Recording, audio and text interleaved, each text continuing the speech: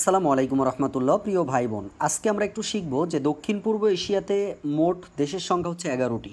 তো 11টি দেশের নাম আমরা একটু পড়ে ফেলবো। দেখেন একটা লাইন দিয়ে, লাইনটি কি? এমটিভিতে ফাইল দেখলে বিসিএস হবে না। খুব সহজ একটা বিষয়। তো প্রথমে আসেন, এই যে এম আছে, তাই না? এই এমতে আসলে কি?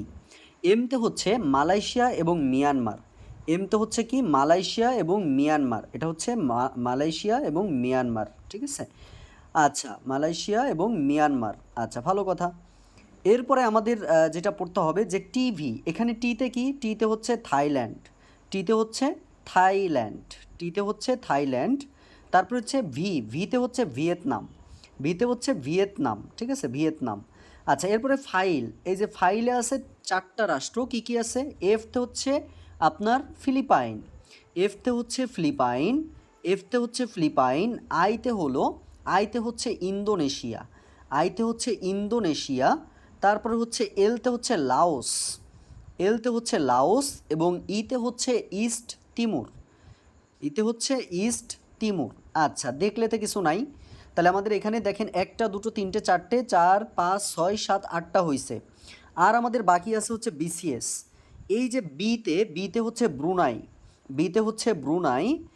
সিতে হচ্ছে কম্বোডিয়া। সিতে হচ্ছে কম্বোডিয়া। এবং এই যে এস আছে, এসতে হচ্ছে সিঙ্গাপুর। এসতে হচ্ছে সিঙ্গাপুর। দেখেন সবাই বুঝতে পারছি কিনা? দারুণ একটা জিনিস। দক্ষিণ পূর্ব এশিয়ায় আমাদের দেশের সংখ্যা 11টি, যা আমরা খুব সহজে মনে রাখতে পারি একটা লাইন দিয়ে। এম টিভিতে ফাইল দেখলে বিসিএস হবে না। এমতে হচ্ছে মালয়েশিয়া মিয়ানমার। টিতে হচ্ছে থাইল্যান্ড। ভিতে হচ্ছে ভিয়েতনাম।